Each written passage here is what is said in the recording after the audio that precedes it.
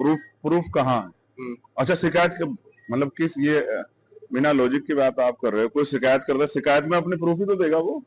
नहीं, इसमें क्या है कि आपने शिकायत भी कर दी तब भी जो है क्या हो जाएगा? आपको आपके खिलाफ ज्यादा शिकायत हुई है तो आपको प्रूफ करना पड़ेगा कि आरोप गलत है। मेरी बात, मैं सच बता रहा हूँ, 90% लोगों ने यूजीसी की गाइडलाइन पढ़ी नहीं। सिर्फ SC ST के लोगों के लिए, ओबीसी की बात कर रहा हूँ। नहीं नहीं, और सुनो, महिलाएं, दिव्यांग, EBC है, EBC में कौन आते हैं? तो फिर तो क्यों रो रहे हैं भाई? कुछ समझता है तो पढ़ तो लो भैया। आपके जो नेता आपको सड़कों पर उतारने की कोशिश कर रहे हैं या आपसे इस तरह के स्टेटमेंट दिलवा रहे हैं सरकार पर दबाव बनाने के लिए, तो मैं आपसे आग्रह कर रहा हूं, एक बार पढ़ तो लो। EBC में कौन है? महिलाओं में कौन है? दिव्यांगों में कौन है? स्पेशली कोई जातियां हैं क्या? SC ST के साथ तो डिस्क्रिमिनेशन आपको पता होता नहीं है क्या? तो कैसे मामले बढ़ गए? एक बार सुने, कैसे मामले बढ़ गए? कैसे मामले बढ़ गए? आप मुझे 10 मामले बता दो जो स्वर्ण जाति के बच्चों के साथ कास्ट बेस्ड उत्पीड़न के आज तक यूनिवर्सिटी में। आप बता दो, आपने रिपोर्टिंग किया पत्रकार?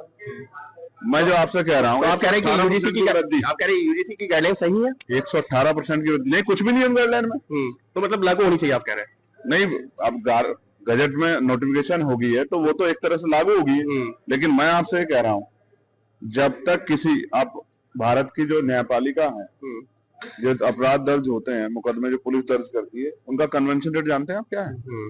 आप ये महसूस कीजिए, सीबीआई की जो वो है FIR में जो कन्वेंशन रेट है ना, वो लगभग 75% है, यानी कि 25% मुकदमे झूठे होते हैं। इतने जो मुकदमे जिनको अदालत बरी करती है लोगों को, तो पुलिस झूठे लिखते, पुलिस के खिलाफ कार्रवाई करो।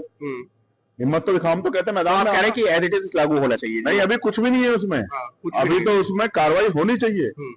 दिन प्रतिदिन SC ST OBC के बच्चों के साथ अपराध बढ़ रहे हैं, और सख्त किया जाना चाहिए आपका, और सख्त किया जाना चाहिए। हुआ क्या ऐसा जिसमें वो हो गया? अभी तक कोई एक क्राइम दर्ज हुआ हो?